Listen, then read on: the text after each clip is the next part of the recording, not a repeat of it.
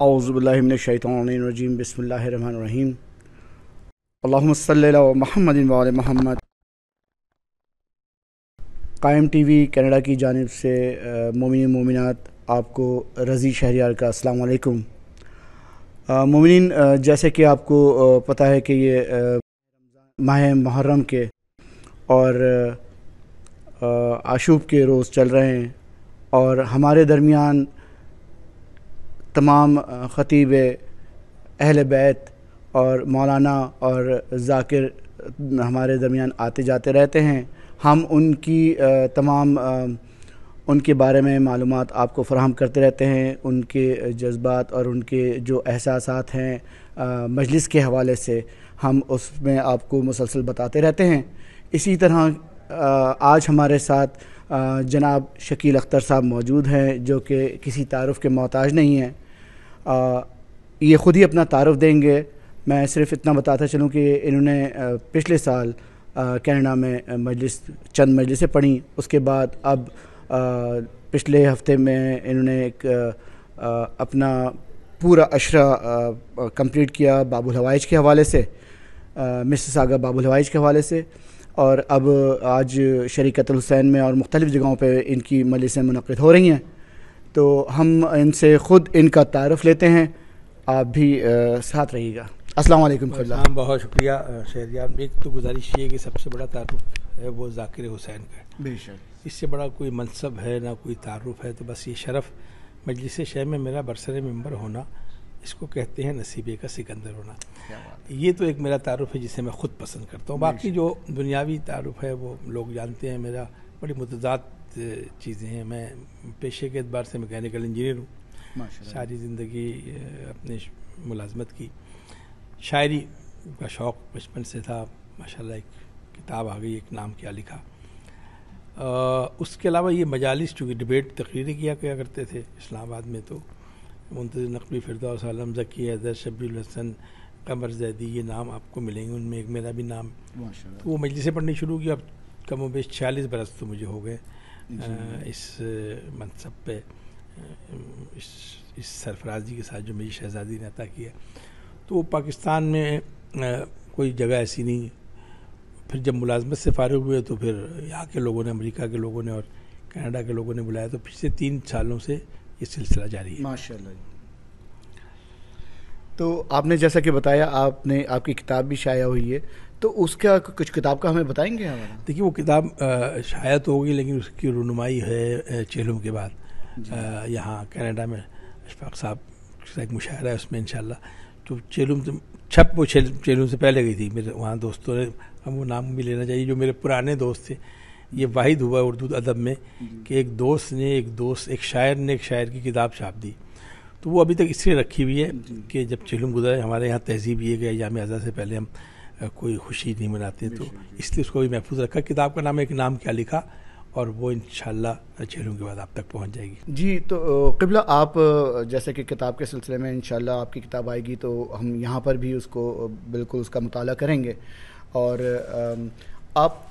آپ نے یہاں کے جو آپ عزادار ہیں، جو آپ نے مجلس پڑھی ہے ماشاءاللہ سے، ان کے حوالے سے آپ کا کیا خیال ہے؟ دیکھیے ایک تو یہ کہ عزادار جو ہے وہ علی والے ہوتے ہیں، اس کے لیے کوئی علاقے کی قید نہیں ہوتی۔ یہ واحد رشتہ ہے جس میں ہر چیز ختم ہو جاتی ہے، صرف مولا علی سے عقیدت رہ جاتی ہے، وہ چاہے شمالی پاکستان میں ہو یا جنوبی امریکہ میں ہو۔ بلکہ یہ تو ایک اور آگے منزل بتاؤں کہ یہ ہماری شناخت ایسی ہے کہ صرف زمین پہ نہیں، حشر کے دن بھی ہم لوگ یہ کہہ کے الگ کر دیے جائیں گے یہ علی والے ہیں۔ تو چونکہ ایک رشتہ ہے اور یہی ایک پہچان ہے، اور یہ ہمیں فخر ہے۔ میں نے گزارش کی تھی کہ ہمیں لوگ برا بھی کہیں نا تو علی کا نام جدا نہیں ہوتا۔ مثلا یہ علی والے ہیں، یہ علی کی تعریف کرتے ہیں، یہ غالی ہیں، یہ نصیری ہیں۔ کمال یہ ہے کہ برا بھی کہیں تو علی سے ہمارا تعلق ختم نہیں ہوتا، اور نہ ہم چاہتے ہمارا علی سے تعلق ختم۔ وہ دن ہماری آخری سانسیں ہوں جب ہمارا علی سے، خدا نہ کرے، میں یہ کہنا بھی نہیں چاہتا، ہمارا تو یہ تعلق وہ جو قبر سے شروع ہوگا۔ بالکل لوگ مرتے ہیں اس لیے کہ دیدار علی کریں، تو ہماری تو زندگی کے ہر سانس میں علی شامل۔ بے شک۔ اچھا قبلہ، پاکستان سے اسلام آباد سے آپ کا تعلق رہا ہے، وہیں پر آپ نے سب کچھ وہیں پر جو بھی بزنس بھی کیا، کاروبار بھی کیا، جو نوکری بھی کی آپ نے، سب وہیں پر کی. وہاں کے حوالے سے آپ کو یہ نارتھ امریکہ جو کینیڈا ہے، یہاں کی عزاداری کیسی لگی؟ کیونکہ کئی لوگوں کا یہ تصور تھا کہ یہاں کی عزاداری بالکل ایسا جیسے کراچی، اسلام آباد اور لاہور میں ہوتی ہے، اسی طرح سے جوش و ولولہ مومنین کا اسی طرح ہے. اس حوالے سے آپ کیا کہنا چاہیں؟ اس میں نا میری لینڈ میں اور ورجینیا میں اور ڈیلس میں میرا موضوع یہی رہا ہے، تہذیب عزاداری. پچھلے سال، اس سال بھی تھوڑی بہت، تو اس میں نے کافی تفصیلی گفتگو کی. آپ ذرا ہم سے بہتر پتہ کیوں ہے آپ کے ہاں جو روایتی عزاداری آ رہی ہے نا، یعنی 30 سال پہلے جو آئے وہی منایا جا رہا ہے. یہاں دوسرا کام نہیں، کیونکہ پاکستان میں اور کوئی کام نہیں ہے. وہ جدت ترازی، کبھی کوئی آ جائے، کبھی کوئی فتویٰ آ جائے، کبھی وہ رسموں کو خراب کریں، وہ صرف پاکستان تک میں. مجھے خوشی ہوئی ہے کہ میں نے یہاں کے وہ روایتی عزاداری دیکھی ہے جو برِ صغیر کی پہچان ہے. اور اس کا دیکھیے حیدرآباد دکن والوں کی میں نے مجلسیں پڑھی تو وہ بڑی حیرت سے انہوں نے، میں ادارہ جعفریہ مجلس پڑھ رہا تھا تو تیسری مجلس میں شیروانی والے سفید پجامے والے لوگ آ کے بیٹھ گئے. تو انہوں نے کہا کہ شکیل صاحب یہ تو ہماری باتیں آپ بتا رہے ہیں ہمارے بچوں کو. میں نے کہا یہ آپ نے کیوں نہیں بتائی؟ کہتے ہماری کوئی سنتا ہی نہیں. جب میں نے 30 سال پہلے کی عزاداری بتائی جو یہاں ہو رہی ہے تو ان کو بتایا کہ ہم حصے کو حصہ کیوں کہتے ہیں، ہم حدیث خان کیوں کہتے ہیں، ہم چاندنی کیوں کہتے ہیں، ہم تعزیہ کیوں کہتے ہیں. وہ تہذیب پہ میں نے مرثیہ کیا ہوتا ہے، سلام کیا ہوتا ہے. دیکھیے ہماری ثقافت ہماری ہے، ثقافت کا مقابلہ ثقافت سے ہوتا ہے. ہندو ثقافت کے مقابلے میں جو ثقافت آئی اسے ثقافت حسینی کہہ رہے ہیں. عرب کی ثقافت اور ہے، ایران کی ثقافت اور ہے. جب بھی آپ کسی کی ثقافت کو کہیں لانا چاہیں گے نا وہاں آپ ناکام ہوں گے. کربلا کا کمال یہ ہے کہ وہ جہاں گئی ہے اس نے وہاں کی ثقافت میں اپنی جڑیں مضبوط کر لی. 2500 سالہ ہندو ثقافت برِ صغیر میں، ٹائم آپ کے پاس کام ہے، کیسے پتہ لگے گا کہ کون سی ثقافت مر گئی اور کون سی ثقافت زندہ ہے؟ 2500 پرانی اور یہ چند سالوں میں آئی بھی ایران کے راستے. شاعری سے پتہ لگے گا. 144 ہندو شاعر ہیں جنہوں نے یا بھگوان کی شان میں جنہوں نے یا علی کی شان میں شعر کہا یا حسین. ایک ہندو شاعر مجھے بتائیے، ایک مسلمان شاعر جس نے بھگوان یا مندر کے بارے میں گاؤ. نثار مرتضیٰ ہوں، پنجتن سے پیار کرتا ہوں، روپ کماری خزاں جس پر نہ آئے اس چمن سے پیار کرتا ہوں، عقیدہ منزل انسانیت میں کب ضروری ہے، میں ہندو ہوں مگر ایک بت شکن سے پیار کرتا ہوں. اس کا مطلب یہ حسینی ثقافت کامیاب ہے. قبلہ یہ ذرا بتائیے گا کہ یہ برِ صغیر میں جو منبر حسین پر اور ذاکر آ رہے ہیں، ان کی ایک قسم کی میں سمجھ لوں کہ آسان الفاظوں میں کہہ سکتا ہوں کوالیفیکیشن کیا ہے؟ کس قسم کے خطیب مولانا کس قسم کے لوگ آ سکتے ہیں؟ ایک لفظ ہے محراب اور ایک ہے منبر. مسجد میں کچھ چیزوں کا تعین ہے کہ آپ کو ان کا سننا واجب ہے. وہاں آپ پیاز کھا کے نہیں داخل ہو سکتے، ہندو نہیں آ سکتا، عیسائی نہیں آ سکتا. وہ ایک محدود کلاسیفیکیشن. جب فضائل آل محمد کی بات ہوئی تو لوگ گئے مجتہدین کے پاس کہ ہم کیا کریں یہاں. تو انہوں نے کیا کہا، لفظ امام باڑہ سمجھ لیجئے. انہوں نے مسجد کے ساتھ ایک باڑہ بنا دیا. باڑہ اس کنفائنڈ جگہ کو کہتے ہیں جو اس کے لیے مخصوص ہو، بسوں کا باڑہ، جانوروں. انہوں نے کہا یہ امام باڑہ ہے. اس کو دروازہ کھول دیا. وہاں کوئی قید نہیں رکھی، ہندو آ سکتا ہے، عیسائی آ سکتا ہے، سکھ آ سکتا ہے، اور وہاں سے امام کا ذکر ہوگا. اس کو کہتے ہیں امام باڑہ. یہ جو ممبر ہے امام باڑے کا ممبر ہے، یہ محراب کا ممبر نہیں. اس کے کوئی قد و خال طے نہیں کیے. ہیبہ اماموں نے آپ کو دیا ہوگا.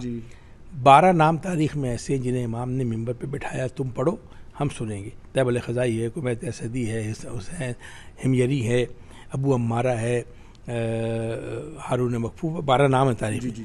ان میں سے کسی کے بارے میں مجھے بتائیے کہ انہوں نے فلسفہ پڑھا ہو، تفصیل پڑھا ہو کسی مدد سے. اس لیے جب امام نے بٹھا دیا.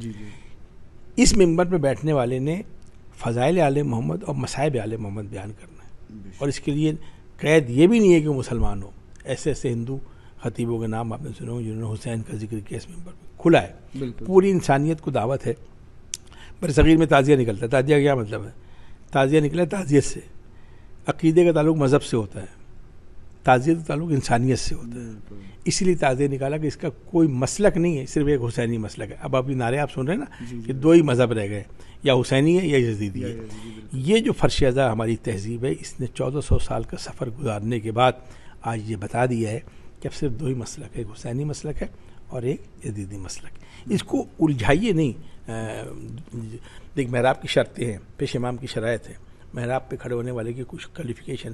ممبر پہ کوئی آ جائے بس ذکر کرنا اس سے آتا ہوں. اس پہ جب آپ پابندی لگائیں گے, جب امام نے اس پر پابندی نہیں لگائی تو آپ نہیں لگا سکتے. اچھا قبلہ, ایک آپ نے یہاں پر اب ظاہر ہے کہ نئی نسل آتی ہے وہی عزاداری کو چلاتی ہے, تو یہاں کی یوتھ اور یہاں کی نئی نسل کے بارے میں آپ کا کوئی میسج؟